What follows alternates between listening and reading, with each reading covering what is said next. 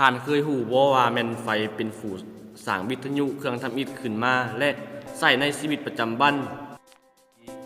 ข้าพเจ้ามีชื่อว่าท้าวสุฟ้าไม้แฟงสาขาครูฟิสิกส์ศาสตร์ปีหนึ่งมื้อนี้ข้าพเจ้าจะมาเล่าประวัติย่อของมารีคูรีซึ่งจะเป็นอะไรนั่นไปติดตามรับชมกันได้เลย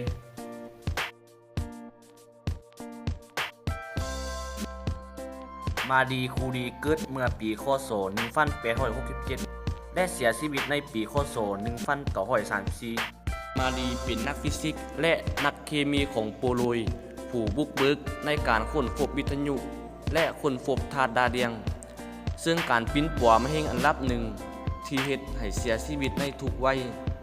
นางเป็นผู้หญิงทำอิฐที่ได้รับรางวัลโนเบลแขนงวิทยาศาสตร์ใน2แขนงโลกอาจจะมีความยุ่งยากด้านการเงิน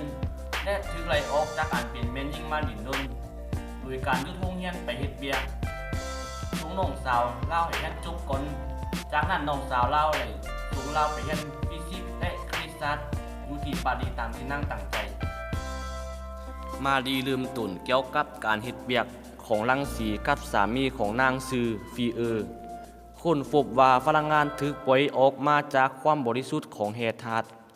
และพยายามแยกองค์ประกอบใหม่จากความบริสุทธิ์ของแร่ธาตุหลังจากใช้เวลาค้นคว้าประมาณ7 ปีนางสามารถแยกธาตุใหม่ที่นางอื่นว่าดาเดียงอย่างประสบผลสำเร็จงานดังกล่าวไหลเฮ็ดให้นางมารีและสามีของนางไหลรับรางวัลโนเบลแขนงฟิสิกส์ศาสตร์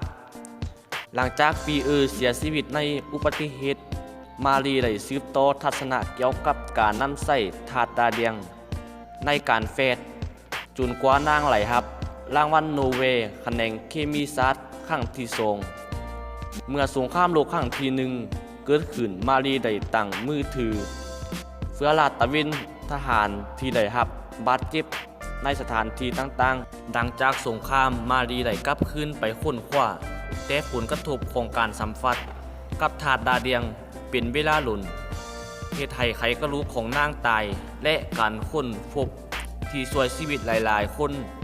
ที่จะต้องแลกเปลี่ยนกับชีวิตของนางผลงานค้นดิน